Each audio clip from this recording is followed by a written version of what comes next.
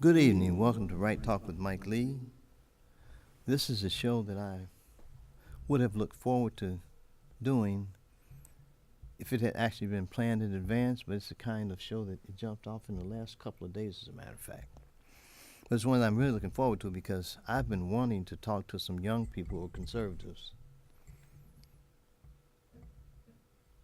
who were not in my generation. I've been dying to speak to some people under 30 about conservative ideas and principles. And I have in the studio with me this evening, actually three gentlemen. I have Stefan Fitting. He's from St. Edwards? Baylor. And Peter is from St. Edwards. And as one more guy you can't see on camera who's came in like he was Peter's bodyguard or something, Dean. But you know, I might chime in with him. But anyway, that being aside, I don't know you guys. You guys don't know me. You guys have seen my intro, and as I looked at the intro, my first question was, and one of my concerns is, I have some concerns for the party, because the party's most reliable demographic has been white men. The Republican Party is perceived as being a party of old white men, and no young ones. No black people like me. I think I'm black. They may have probably revoked my license by now, since I've been a conservative since I was 17 years. Self-described conservative since I was 17. But Peter, I want to ask you and Stefan both. What's it like on campus now to be conservative? Because I know when I was in college, of course that was 1970, 30, 40 years ago, it was popular to be liberal and to be, I know the students when I was in college at Dennis University in Ohio, take so-and-so perfect, man, you like black students. I don't give a damn about if somebody likes me. And actually the professor I had the most fun with and who I learned a lot from in terms of handling relationships with people was supposedly the most racist professor on the campus, Dr. Pollock, Norman Pollock. He taught contemporary African history and politics. He was supposed to have been the most racist professor on the campus. He led the opposition to black studies. Yet when I took his class, when our relationship was finished at the end of the semester, my last semester of my senior year, he used to invite this guy, my classmate, Richard Dinkins. Dinkins is a appeals court judge in Tennessee now. He used to invite Dinkin out to his house for Sunday evenings. We drink whiskey sours and eat dinner, get drunk and watch, really get drunk and watch slides of his travels throughout Africa. And after I was finished, not after I was finished with him, after I graduated, before I graduated, he was looking for me, and I was hiding from him because I was playful. And because he was looking for me because he wanted to write a recommendation for me to go to law school. My stuff was already in order, so I didn't need. So I was hiding from him and stuff like that. But after I had left, he had. I got a call when I was at the law school in SMU, and the dean told me, asked me, he said, "Michael, what did you do to Dr. Pollock?" I said, "I didn't do anything to Dr. Pollock." Because I had been known to slip some stuff in drinks at parties and stuff like that. I did. I was in college for real, And I said, "What do you mean, Dean?" Dean Gibbons called me. I said, "Dean, I don't need to call me to the law school dean's office. Dean Gibbons wants to talk to you." "What do you want to talk to me about? I graduated. I'm in law school, man. What you bothering me about?" "I just want to know what you did to Dr. Pollock." I said, "Nothing." Of course, that was always nothing. When somebody attempted to set the university on fire, I heard about it, but I didn't know anything. I didn't know Clark was going to. Clark said, "I'm going to burn this administration down." I was in my room. I said, "Oh, man, here's some matches. Go burn it." He actually went and did it. I didn't know he was going to do it. But I had done some things and knew some things, okay? So when he told me about Dr. Pollock, I said, "I didn't do anything to him." He said, "Well, did you know Dr. Pollock had delayed his retirement for a year to teach in the Black Studies department and dropped all his opposition to Black Studies?" I said, "That's a good thing. That's a good thing. I'm in law school. Have a happy life." But I tell that story because I think it's important to understand that if you happen to have a tan like me, not to get hung up in your tan. And my thing was always, it was about principles. And when I looked at conservatism when I was in high school, I looked at Democrats and Republicans, conservatives and liberals. In those days, conservatives were people who were for gradual change. Liberals were more, to put it succinctly in some, maybe oversimplified, jump off the cliff and hope it's all right. Jump and see. So I was more, let me see what I'm doing first. But I could see when I was in college where liberalism was taking grip. And I see now, as an adult, it's almost taking full grip. And where it was unusual for me when I was in college to be a black student who, we're going to go take down the flag. I'm not going to take down the flag. I said, well, I'm going to take down the flag for it. Do you get the credit out for taking down the flag? Because I was there to get out. I wasn't there to take down flags. I was there to graduate. That's what it was about. And I look at college now, and I almost feel sorry for you guys, because it must be hard as hell. Talk to me, tell me. Am I right or wrong? I mean, depending on how deeply entrenched the campus left is on any individual campus, it can be anywhere from, tolerable to hell for some students. When comparing UT and my campus, St. Edward's, UT students, I think, are a lot more, what's the right word, aggressive in their youthful Marxism. When it comes to, you look back at things like the bake sale that was ran by YCT a few years ago. Mm-hmm. You got surrounded and shouted and cursed at by so many students, or the recent Brett Kavanaugh demonstration back in September of last year, where their signs were literally torn apart and eaten by some people in the campus left. And at my campus, it's much more discreet. Now you're at St. Edward's, right? Mm-hmm. That's right here in Austin, right? It is. Yep. Yes, sir. And I would definitely say. But UT is more like in the belly of the beast, right? Yeah, for sure. Yeah.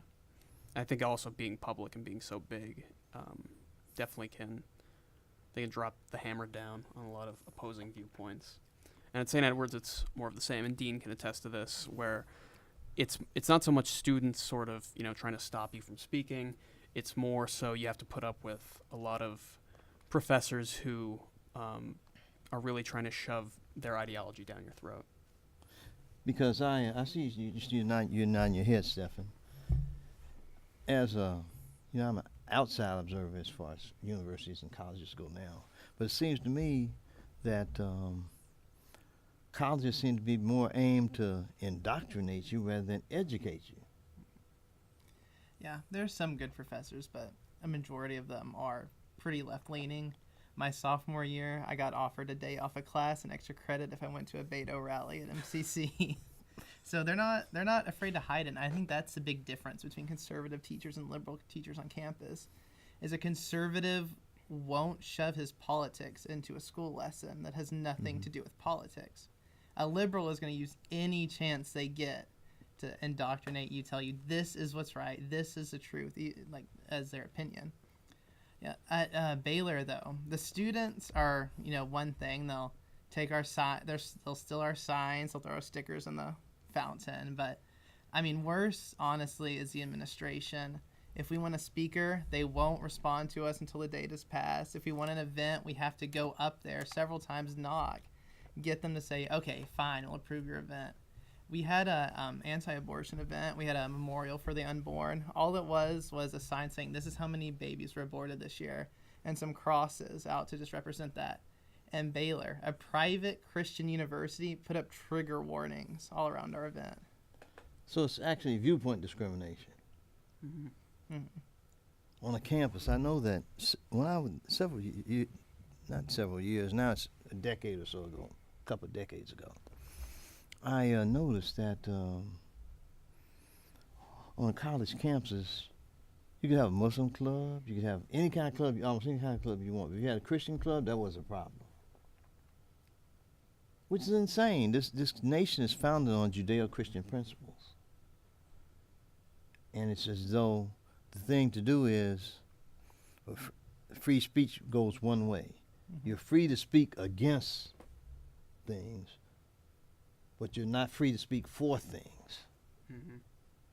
And I think that's a sad testament to what's happening in universities. And what you've described is it's institutionalized Yeah. discrimination, really. Yeah. It seems to me. And it's not so much that you might disagree with the professor's opinion on a subject like history. You see it more in sort of these new social justice classes where it's more so. I took one about 2 years ago where it was really clear that the professor was not interested in teaching us about, teaching us how to think about things like criminal justice or history or race relations. It was more so like left-wing youth activism training, basically saying to the students, this is what you guys need to know about these issues in America. This is what you should think about them. This is what you can do about them. It wasn't so much like, okay, we never got as deep as saying or having a conversation like, well, what do you think about Plato's view on democracy? It was pretty much just cut and dry. No, white people are evil. Conservatives don't care about the poor. Yada yada. Yeah. This ain't the same thing I hear. The same song that is refrained on a Rachel Maddow show. You're supposed to hate white men, hate the founders, hate God. Just hate all the way. And like dissent and noise and trouble. But if someone gets killed by a gun, arrest the gun, not the person. It's not the gun. It's not the person's fault. It's the gun's fault, which is crazy. Now, to me, I have a younger brother who loves it. I have a PhD and I'm a certified diversity expert. You're a certified expert in insanity, as far as I'm concerned. Because if you think that a person who's anatomically a man can think he's a woman and that's okay. Not only does he think that's okay, it's something wrong with you if you don't agree with him, with his foolishness. And that, to me, that's just anti-common sense.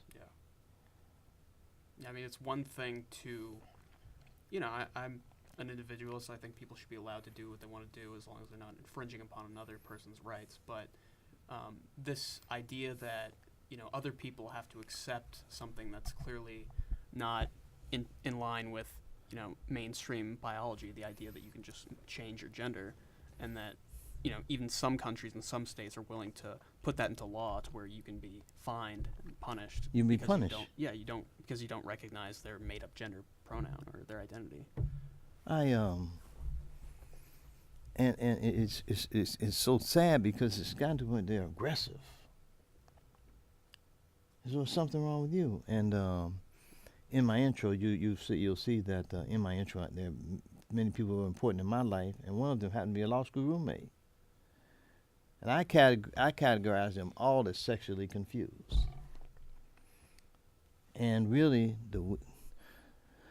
the wheels came off in about 1954-55 when they declassified homosexuality as a mental illness. Now it's as though you're mentally ill if you're not confused. And especially during the Obama years, like what is normal is no longer normal, and you can have your own truth. That's what my little brother tells me. You can't have your own truth. You may have an opinion or a perspective, but you don't have your own truth. I'm a man. And I facetiously have gone on Facebook and things like that and say, well, today I'm going to be the Empire State Building. I identify as the Empire State Building. You guys need to send me some rent. I really believe that. And you must believe that and send me rent. Because I'm occupying space in New York, even though I'm here in Texas. But that's what I believe. According to the stupidity that you're advancing, it's insane. Yeah. But what is insane is passed off as being sane. What is abnormal is passed off as being normal. They're trying to normalize abnormality. And I think that to subject kids to that is especially damning and sad. And what doesn't anger me, but it disappoints me that my conservative brethren don't seem to do anything to push back against this stupidity. And young guys such as yourselves, it's like you guys don't have the support that you need. I was sharing with Stefan before you came that I have been for 3 years, maybe going on for, it's at least 3 years. I've been trying to get a Republican club at Houston-Tillotson, the all-black college here in Austin. I have not yet found 5 black students on campus to be established a Republican club. If you actually have one just to talk. So it's like that whole idea, concept of what's really real is shut down. And what is bull is promoted. Mm-hmm. Yeah. Is it like that? Is it like that, Baylor? Oh, yeah. And it's been a really big issue this last semester. So there's been an LGBT club that Baylor won't recognize because Baylor's Baptist, and it's very clear in the Bible. They probably want to burn the whole place down, I bet. That being homosexual is a sin. If you give into your homosexual desires, that's a sin. But there's been like a huge movement of college students and some other people that they get on social media. Like, Baylor needs to not only like allow this club to exist, because they do. I mean, they don't affirm this club, but they let them meet on campus. They let them hang up flyers and all this stuff. But that's not enough. They want Baylor, a Christian college, to affirm this club, allow them to charter, like allow them to like get school funds for their club that goes against Baylor's mission. And it's the same thing, that there's a similar movement for a Muslim club. And so they can meet without being a chartered club, but it just doesn't make sense for Baylor to spend their money, a Christian school's money, on a club that advocates for anti-Christian values. Well, and according to them, something is wrong with Baylor. And according to them, it probably shouldn't be a university because they don't recognize that men who take it up to shoot, that's not the way God intended. Because you can, I guess when you dispense with the belief in God, any daggone thing is possible. It's whatever you want. And I'm just, it's sad that I can say that I'm really glad I'm not in college now. I probably getting in spats every day because I believe what I believe. And I never have been one to go along with the group. Now, my wife has educated and informed me that most people are looking for somebody to follow. I didn't know that. Because me, I don't know, I don't know what you guys are. I just been living, and I want to do this. I want to be a lawyer. I want to do this. I want to do that. I'm not, the idea of someone else along on the ride has never occurred to me. But I guess I'm abnormal. But I think it's normal for a person to pursue something. They, in our founding fathers, in their infinite wisdom, or liberals in their infinite ignorance, it was about life, liberty, and pursuit of happiness. I don't know if the pursuit of happiness includes requiring someone else to buy into your crazy beliefs. If freedom means nothing else, it means you can think whatever you want. Yeah, I mean, I think. But it doesn't require anyone else to believe it. Mm-hmm. I think what the founders intended was sort of a republic in which people who did disagree on things such as this were able to live with one another and associate with whom they choose. But now it seems like there are certain groups in this country that are trying to force their beliefs onto other people and say that you must do business with this person, can't refuse, and I think it's actually leading to more tension between groups than unity. Well, I'm not convinced that liberals or Democrats really want unity. Mm. They want disunity. Yeah. Because unity would mean there would be some sense of peace. Yeah. You don't want peace. Mm-hmm. Yeah. I think Antifa shows that They prefer unrest. Yeah. Mhm. hmm Yeah, I mean, they believe that we're basically Nazis, and Nazis don't deserve a seat at the table, so we deserve to be punched in the face. I mean, that's their, Mhm. that they've made that very clear. Yeah, if you punch them in the face, they'll cry about it. Yeah, exactly. But I love them. I like to watch them. They're interesting to watch. But it's disappointing to me how stupid, intelligent people can be. My baby brother is as bright as they come. I believe he actually believes that stuff. He actually believes that you can. He told me once. He says, you shouldn't ask what you are. You should ask who are you. You shouldn't say what are you. You should say who are you. But by nature, we are what? They have what's that are dogs. They have what's that are giraffes. They have what's that are animals. You're supposed to go up to the elephant. Who are you? He's not going to answer. You can look at him and see what the heck he is. But it seems to me that you're being asked to believe not what your lying eyes are telling you. Yeah. What you know to be true. Mhm. Yeah, that's definitely the case. I think a lot of that does come from the university. Professors are, I think, since the 60s, really, when this took off, they start believing in the philosophy of postmodernism, the idea that there is no such thing as objective truth. It's all based on social whim and social convention. It's something that we can basically make up, and truth is all really just about power relations. So I think, going back to what you said about how the left wants disunity, the reason they pit different ethnic groups against each other is mainly because that, they believe that truth and morality is determined by power relations. So that's why they have this sort of oppressor versus oppressed narrative about, the white straight male dominating against every other minority group, and the only way to achieve justice is to just knock that dominant group off and just take the power and use that same power for your own purposes, not, saying, hey, let's just, start treating each other equally and unify. It's more so, let's get back at the bad guys. And they got so open-minded, their brains fell out. Yeah.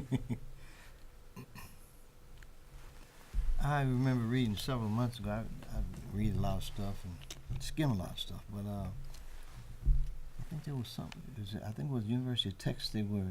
Someone was mentioning that masculinity was a mental illness. That sounds like UT. Yeah. Masculinity is a mental illness, but femininity is not. So I guess they just want to. It's like they prefer that men try to be gay. I always ask on Facebook. I'll frequently ask, "Where's Michael Sam? Where's he now? Probably in some insane asylum somewhere, but he's not in the NFL." I think he wants to get into the NFL because he's gay. You get in the NFL to play football, brother. Nobody care what you do. I believe that one of my law school classmates and a very good friend of mine, when I was in law school, I was, 22 years old, right? He asked me, he says, Michael, what do you think should happen to gay people? I told him, just personally,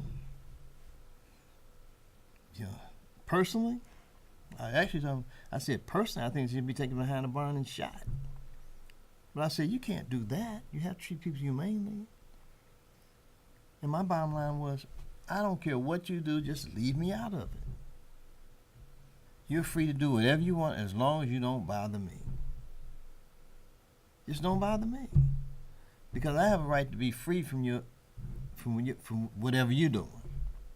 Just as you have a right to be free from me imposing what I think you should do. You do whatever you want to do. Just leave me out. I don't have to be in it. You can be whatever way you want to be without me. Be that. And I'll be happy for you. I'll support you. I'll support you being you. Just leave me. You don't need me. Mm-hmm. Well, you need I don't have to co-sign your craziness. For what? I am not in it. But I noticed that even my older brothers, And many of those who purport to be Democrats have not even bothered to read the platform. I've actually read it. I've actually read versions of it from years back. And I know that the word God used to appear 6 or 7 times.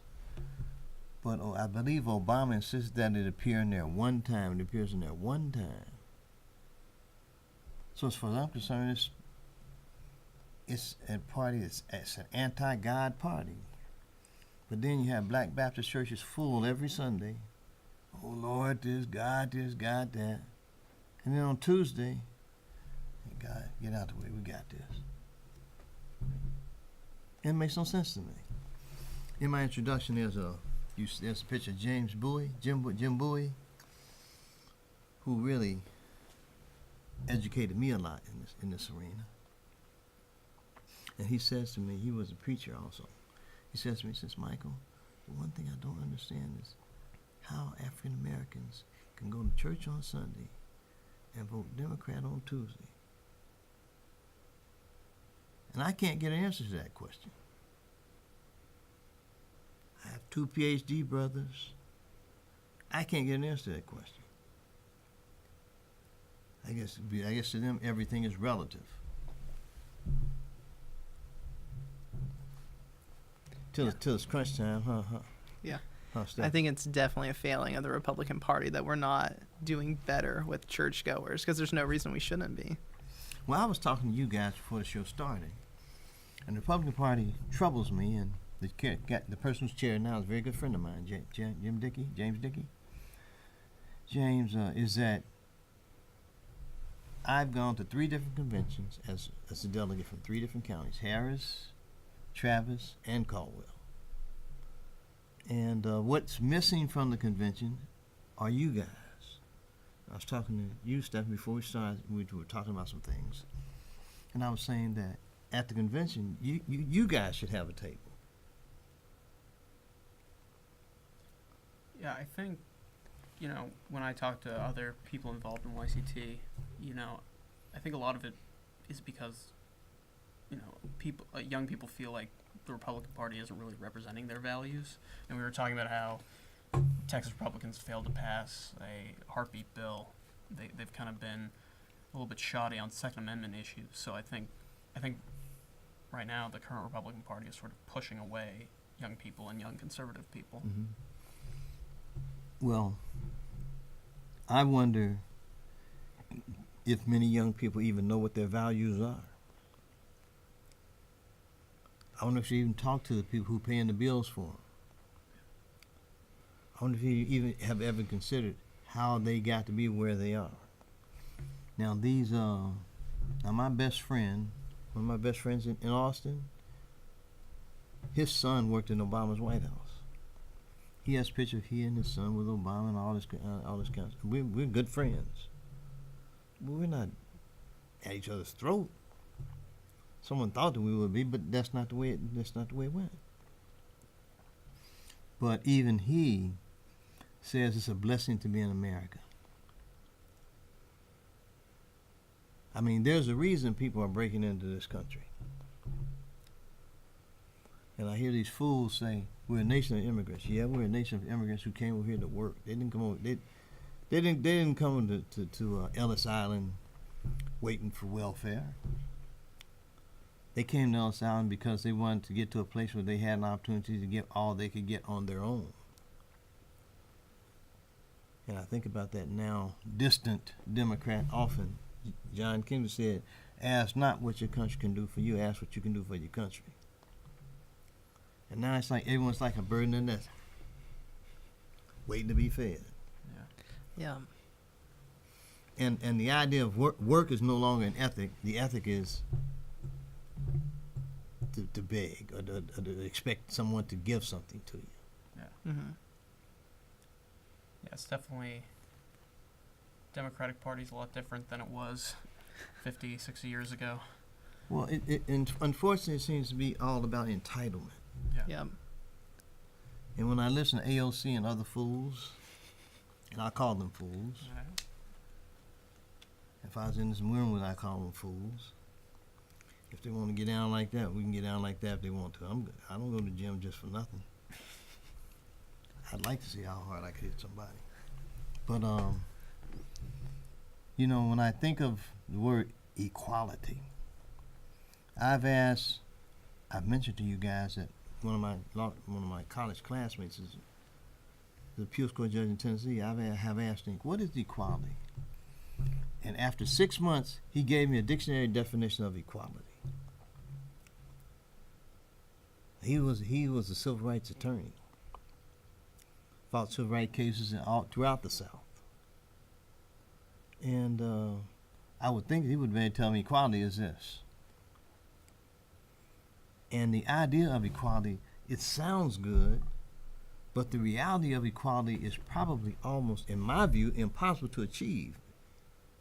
Because how can we be differently gifted by God and by nature with talent and expect an equal result? And when everyone talks about equality, I always say, well, I should have the same money LeBron James has, even though I can't go down and dunk like he can. But if in the equal world, we'd all have the same thing. And that to me, that's you're fighting for something that cannot exist, really. Mm-hmm. I can't be 6'8" and 250 and dunk. Mm-hmm. That's not happening. I don't give a damn how much identifying I do. Yeah. It's not happening. Yeah, equality's one of these terms that's so ambiguous these days, just kind of thrown around all the time. I think there's two types of equality. There's equality under the law. A lot of conservatives say equality of opportunity, but even then, not everybody has the same opportunity. I think the great thing about America is that we have the freedom to be economically mobile, that we can, start from rags to riches and become billionaires, as we have so many examples of that throughout history. The kind of equality the left talks about is equality of outcome. The idea that everybody should have an equal amount of wealth, should have equal results, and it's just an impossibility, nor is it a desirable reality. It's we have, some people are just better than others at certain things. Some people are smarter, stronger, faster, better at athletic events, better at making money. And in order to make people equal, you have to tear down those who are better than the rest, who are the good. And so it's punishing achievement. yeah, Mm-hmm. exactly. Which is, I like to get to stick to basic. Life, liberty, pursuit of happiness. Yeah. There's nothing there about equal outcomes or anything like that. Yeah. Life, freedom, and the ability to pursue what you think will make you happy. Yeah. But it's not guaranteed that you're going to get that. Yeah. When I had in my mind at 8 years old I wanted to be a lawyer, when no one in my neighborhood had ever been there, no one. They told me I was crazy. He told me I was crazy until 1977. We're talking from 1958 to 1977. I was crazy, certified crazy, according to them. But I was able to pursue my dream. It wasn't guaranteed. I could have failed the bar exam and probably committed suicide like someone else did that I know, but it was no guarantee. Life has no guarantees. Yeah. And to suggest to people that they can be guaranteed a certain outcome it's just wrong. It's just a lie. Yeah, but it gets you votes. You promise people everything, they'll promise vote for you. Promise them anything. Give them whatever you feel like giving. It's also sort of goes back to a sense of entitlement. People think that somehow that they have a right to other people's stuff just because they exist and they don't have as much, without, they want all the benefits of the free market while completely ignoring the cause. Basically saying, I shouldn't have to work for what you've worked for, but I'm entitled to it because I need it. That's why I'm saying that the idea of work as an ethic is like taking a vacation. Definitely.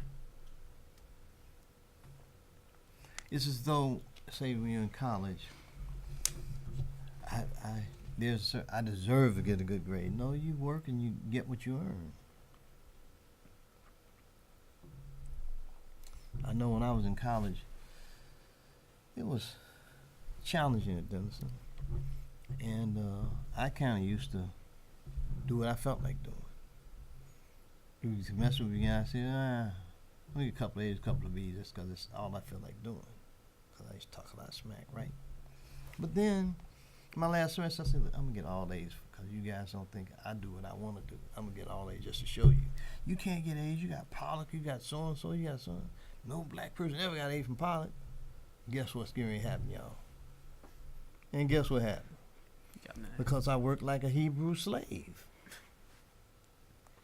I didn't get it because, I don't know why the man started inviting me over to the house to get drunk and eat. But it's cool with me. I'm in college. It's cheap. It's free. But I worked. And I read him. Because on his last exam, he gave a question and basically dared anyone to answer it. See, I know it was a question on South Africa. He said, if anyone chooses to answer that question, if you include any bit of your personal opinion, I guarantee you'll get no higher than a D in this course. I had an A average going in. I don't remember the other two questions. I just looked at him, I thought to myself, oh yeah, it's like that? Oh, is that what it is? Well, let's get to South Africa. Let's do it. And then after I apparently done well enough on that to get an A in the class, he started looking for me. And I started hiding, playing games like Michael Lee used to play at that time. I was 21 years old. I enjoyed it. I tried to enjoy life. Because I learned early on when my brother, Greg, had a friend, Hubert Long, who drowned when I was about 10. He was about 11. So, this thing is an ass, right? So you better have some fun and get your stuff in. So I've been trying to get mine in. I've had 66 years, and I'm a week short of 67 trying to get mine in. I'm still trying to get in. This show I tried to get in. I tried to have guests and talk about things that would educate and help somebody. But getting back to my party and their failings, I believe that I don't know that it's been intentional, but it's been the result. It's been neglected. It's just neglected to look at growth and growth opportunities. I was talking to you guys before the show started, and after the intro, I asked, you know those guys in the picture? Most of them you didn't know. And as far as I'm concerned, you should know all of them. As far as I'm concerned, some people, you or some people that you know should have been at the convention. And the fact that you weren't is a failing on the part of the party that needs to be corrected and that needs to be addressed. And I will do my darndest to do it. I've been a one-man nut gang since I got to Travis County. But that's what I do. I try to do what I believe is most helpful in the long run. Because as far as I'm concerned, I became a lawyer because I said if I help one person as a lawyer, it would have been worthwhile to have lived. I've helped a couple of people. A couple of people I tried to help, they refused my help. But that's neither here nor there. I tried. That's all I can do. But again, it's just, it must be so difficult being in college. I can't imagine the atmosphere. Is that right, Dean? Yeah, absolutely. It's tough. That's someone not out on camera. He's over there. You can't see him over there. He's not hiding or anything. We only had 3 seats, so. But come on out here. Let him see you, Dean. That way you just want to be a voice from the great beyond. But I'm thinking it must be tough when I received your email, Peter, saying, hey, the first thing came to my mind, how did you find me in the first place? Our executive director told us about the show. Who? Manfred? Manfred? Yeah.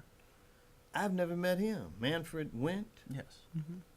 Do you know how he found me? I don't.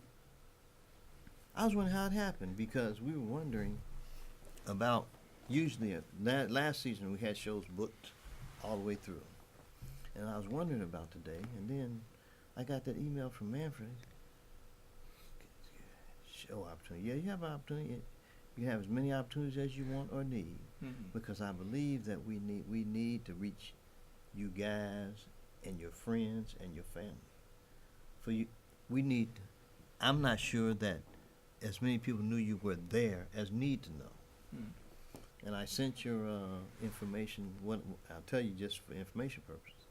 I sent your information to the guy who's at the trailer park show. His name is Pokey. He just lost his wife. I told Pokey, I let Pokey know about this. He's probably watching us now. I'm surprised he hasn't sent me a text saying how the show is going. He usually watches it and sends his criticism to me. But Pokey has been doing a show here on Trailer Park Show for over 20 years. When Pokey started doing the Trailer Park Show at this station, he started out down here with Alex Jones. Alex Jones started here. And so the fact that Alex Jones started here, to me, indicates the potential that we have, that we, as conservatives, as the Republican Party, are not exploiting. We should be doing shows not just here in Austin, might as well show in Austin. We should be doing shows in Dallas, Houston, San Antonio, and any other place where they have public access TV. I'm disappointed that the president's gang has not even stumbled on this, which they should, because his thing started with TV. The Apprentice. We need more of a better public relations outreach. I study public relations. We need more of a community outreach. We gotta get the message out there. We need to communicate. But we need, to even begin communication, you need to know who to communicate with. And when it comes to messaging and trying to reach and develop the party and grow the party, you guys are the future of the party, not me. Well, we're working on it through Just because my grandmother lived to be 114, I can't count on that. My mom lived to be 102, I can't count on that. We're working on it through our campus activism, our campaigning. We're always looking for opportunities of expansion. We've been interviewing people to start chapters at different colleges. But I gotta find you guys everywhere I can in Texas. Your friends and people who are like-minded. I know of one younger person in the Republican Party who's active in the executive committee in Travis County. That's Jennifer Drabman. You at some point you'll meet her. I know. But at some point I'm gonna have to. I don't know that you guys want to come on again. I hope you do. But I've got to do all I can to promote what you guys are doing and what you're trying to do, because that's what growth is about. Now, James Dickey, I had just wanted to be a precinct chair, and James had a bad idea. He says, Michael, there's a guy who's been doing community outreach for us. I need someone to fill that spot. He says, you look like the kind of guy who likes a challenge. And when he said, people say things to me like, I think about my mama, who you see in my intro. She had this old Negro spirit says, anybody want to climb that hill, anybody want, I will. And I'm the kind of guy, just show me the hill. I'll go up it. Because that's how you have to be. You have to have some fight in you. I tell people, I fight, and get where I'm going to go. If I can't get there, I point. But I'm going. See, that's such a classic American attitude that's being lost almost in my generation, and that's something that we need to bring back, because it's not going to be easy, but it's going to be worth it. And that's something that it's definitely being lost. Well, that's because work is almost being outlawed as an ethic. And as a person who has more years behind him than in front, to me that's a sad thing to watch. It is. And the only thing I can do from my standpoint is try to share these kinds of ideas and feelings with my kids, my grandkids. I have those, and try to help you guys as much as I can. So when I'm pushing up Daisy, I'll still be on YouTube, so I can still be able to haunt you and all that good stuff. But I want to do all that I can to try to help you help others. But we got to get our conservative brethren's attention. And to me, that's what today is all about, because frankly, Stefan, I didn't know you were here. You didn't know me. I didn't know you, Dean, the bodyguard. I call Dean the bodyguard because he and I Peter like to came think in I am. together. Yeah, I think he just says it because he's taller than you, man. yeah, probably. Now, my buddy you see in the intro, Greg Stemmer, he used to be like that with me. Yeah, He would have been a heck of a bodyguard, though. He yeah. was, It's good to have one. with the shoes. Oh, yeah, oh, yeah. You know, this reminds me of a saying from a United States representative, and he was saying that we just got to make conservatism cool again. And that really kind of struck out at me. That was very interesting Mhm. because it's not being cool. He's like, we got to make it cool Yeah. again. Well, we have, unfortunately, conservatives have ceded the ground. It's like James Dickey and I used to kid about things. He says, we have to convince the first that we don't have horns. Now, my wife and I were in a parade with State Representative Workman on a float. We were riding, they look at the Republican Party, like, what y'all doing here? We're in the Juneteenth parade, right? And most people don't know that most holidays that black people celebrate, like Juneteenth, was a Republican holiday. MLK was signed by Reagan. Mhm. They're celebrating Republican holidays, and my I can't call my brothers fools, but my Republican brethren are not even playing up that fact. Trump has done more for the black community than Obama thought about doing. Obama was, as far as I'm concerned, looked out for the gay community more than he did for the black community. And Biden has already said that the gay rights are his number one priority, not black people. And black folks sit there and read that, and they're like, I know that they're brainwashed. I know that they are. They don't know it. My baby brother with PhD, brainwashed. My other brother with PhD, brainwashed. Mm. We hate George Washington. We hate Abraham Lincoln. Hate. Now, how do you expect something positive to come out of something totally negative? You can't. I just, I support what Dinesh D'Souza has been doing and other people who have, been writing the true history of the Democratic Party. And I think if we can expose that to as many people as possible, that's something we need to emphasize and tell them the truth about Republicans who passed the Civil Rights Bill, Republicans who led the abolition against slavery, all these things. See, most people don't know. See, I've studied this stuff since before you guys were born. Okay, literally. And most people do not realize that the Civil Rights Act, the only opposition were Southern Democrats. But they love to say the Ku Klux Klan left the Democratic Party and came to the Republican Party, but that was never part of the platform. And the Civil Rights Act actually was the first draft of it was written during Eisenhower's administration. Mm-hmm. And it was the building of interstate that really began the desegregation process. Because you can't discriminate against someone because part of interstate commerce. That was Eisenhower. The black guy who first drafted what later became the Civil Rights Bill was in the Eisenhower administration. Mhm. Johnson then picked it up and ran with it. Yeah. But they love to talk about, well, the Ku Klux Klan's in the Republican Party. No. You got. They don't care about history. They care about right now. Mm-hmm. And right now, they're being promised the sun, the moon, the stars, and they're believing it for whatever reason. They substituted AOC, who's that other nutty woman? Ilhan Omar. Pelosi. That made up woman who you wouldn't want to see in the middle in the first thing in the morning without the makeup. Anyway, that must be. Who's that? Maxine was the other one. Yeah. Mhm.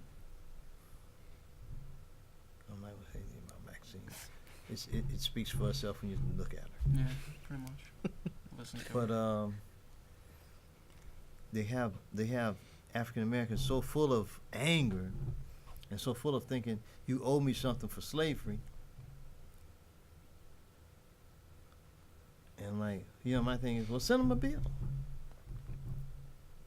How do you calculate it? They just have been taught to ask for something rather than to work for something. Mm-hmm. And Many now I have had a running dispute with my favorite pastor also. He says, Michael, I don't understand how a man can think that he's better than me merely because of the color of his skin. Now I've always thought, if you think you're better than me because of the color of your skin, that's not my problem, that's your problem. So why should I trip on your problem? It makes no sense to me.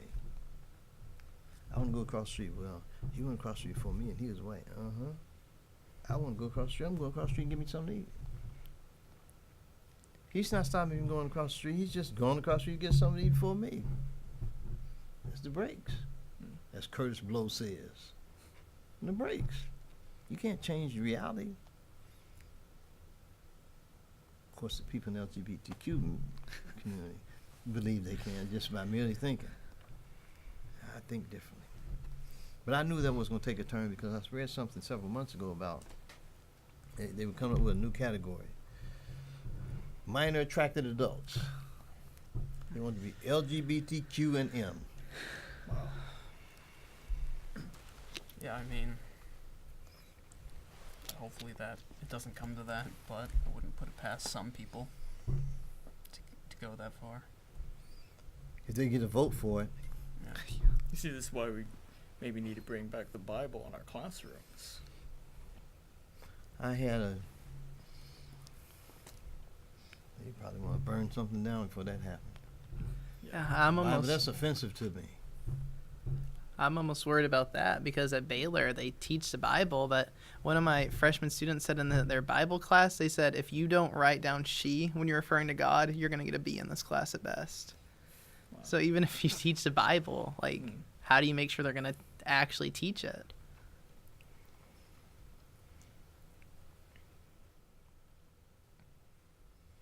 That's a chicken and egg argument, really. But that's a professor imposing their own views on someone. Oh, yes.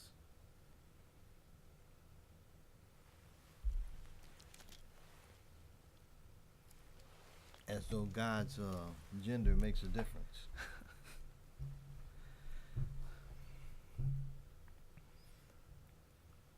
I guess according to them, God is a bisexual, right? Yeah, it's according to them, anything's possible. So as long as they get their narrative. Yep. So what's dangerous about progressive Christianity is when you lose the Bible, what are you basing your faith off of? You're basing it off of your feelings. Yeah, it's whatever you want it to be. As long as I try to listen very carefully to what people say. When I hear Obama talking about his faith, I was thinking, in what? Yeah. What's your faith in? What is it? But this nation is strong. It survived a Muslim president who had his worst interests at heart. And then elected a man who actually wanted to restore common sense. Everybody's upset. Yeah, it's so interesting now. You see a lot of, these progressives where, it doesn't matter if they're a victim, as long as they feel victimized. Well, then they are a victim, and that's wrong. Yeah, you don't need They're making a crime out of evidence. thin air. Yeah, but everything is relative, you know? Yeah. If everything is relative, there's no such thing as truth. Yeah. Yep. If everything is relative, that's my guess. From an intellectual standpoint. Right. I don't know what my big brother would say. He'd probably argue this, probably a doorknob or something. I love those people who said God is a doorknob. Really? Your God can be. You can choose your own God. You can make up your own God. I like that one. My God could be that chair. How about that? That chair can't create a damn thing. Nope. I want to thank you guys for being on the show. Please feel free to come back again and another time if you want to, or your friends, okay? Yeah, we'd love to. Right, Thank you for having us. absolutely. And I promise on air that I will do all I can to get you guys connected to the people that I know down there at the Republican Party of Texas office. Yeah, that's Sounds awesome. good. I appreciate that. I'm going to turn you over to them real fast. Alright. Thank you guys. Thank you. Appreciate it, man. Thank you, sir. Thank you, Mike.